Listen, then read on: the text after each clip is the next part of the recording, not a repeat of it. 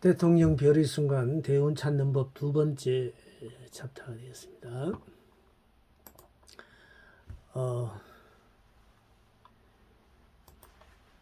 여기에서 사용하고자 하는 방법은 기존 사주나 점성술, 무구속 등의 방법이 아닌 자연의 육화법에 바탕한 사로스 역이라고 불리죠. 그 역을 통해서 구현해 보고자 합니다.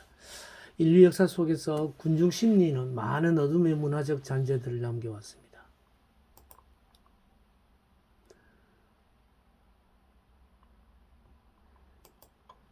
사주 문화나 점성술, 무속, 타로 등의 동서양의 미신적 문화들은 지금 같은 사회 혼란기에는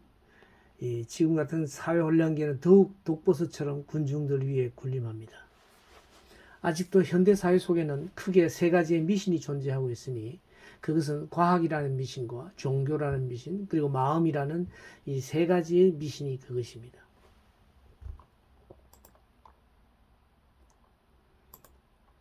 과학이라는 미신은 인간의 이성을 통해 진리를 구현하고 찾고 확인하려는 과학적 발상은 마치 절대적 진실인 것처럼 우리는 믿기 쉽습니다. 그러나 과학은 인간 이성의 카테고리 안에서 작동되는 우물안 깨우리 같은 사고를 온전히 벗어날 수는 없습니다. 갈릴레오의 지동설을 로마 가톨릭 교황청에서 인정해 주기까지는 얼마나 많은 시간이 흘러야만 했는지를 보면 이를 잘 알 수 있을 것입니다. 350년 이상이 걸렸다 그러죠. 과학은 현대인을 미신적으로 눈멀게 하는 요소들이 분명히 존재하고 있습니다.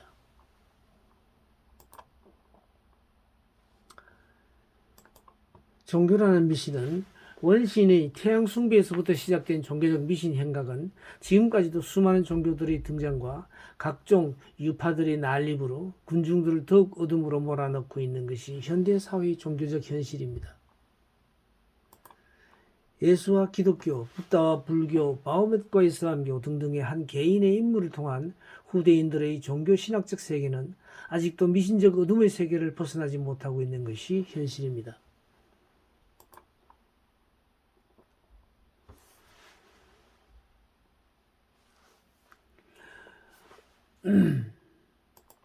현대사회는 새로운 종교의 틀인 명상이나 요가, 기도 등등을 통해 종교적 맹추들을 재창출하려고 하고 있습니다. 여기서 맹추들이라는 말은 맹목적 추종자들을 줄인 말이죠. 전 세계 종교 인구 통계는 이와 같이 지금 거의 절대적으로 이슬람이 엄청난 퍼센테이지를 차지하고 있네요.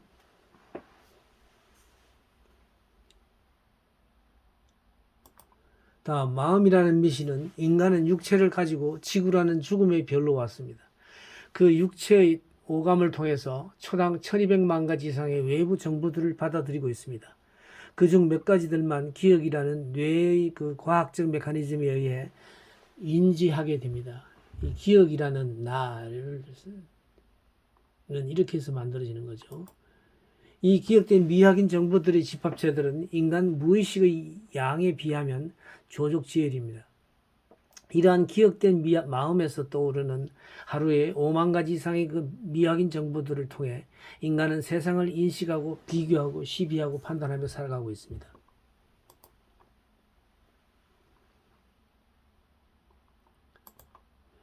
일찍이 소크라테스의 이 소크라테스의 무지라고도 하는데 이러한 인간 군중들의 무지몽매한 삶의 모습을 보면서 그들 지도자들이라고 하는 유명 정치인들을 하나하나 만나면서 2500년 전 소크라테스는 그들의 무지를 온천하에 드러내 보여주었습니다. 그의 죽음은 당시 정치인들이 바라는 바가 될 수밖에 없었던 것입니다. 누가 소크라테스를 죽였는가요? 또 누가 예수를 십자가에 처형했는가요? 군중들이었습니다. 군중은 언제나 6세 이하의 아이처럼 무지몽매할 뿐입니다.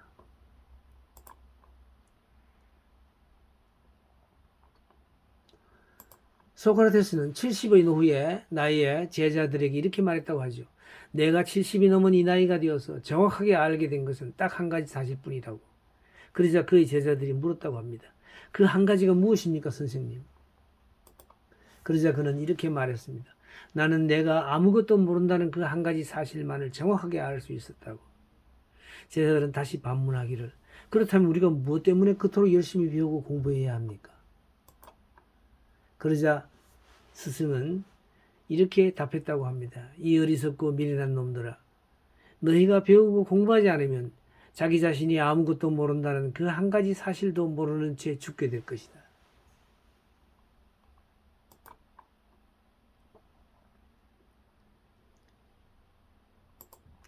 실로 온갖 영상 매체와 지식 정보가 인터넷과 SNS를 통해 바닷물처럼 넘쳐나는 이 시대에 인간 개개인들이 귀담아 들어야 할 말이 아니겠습니까?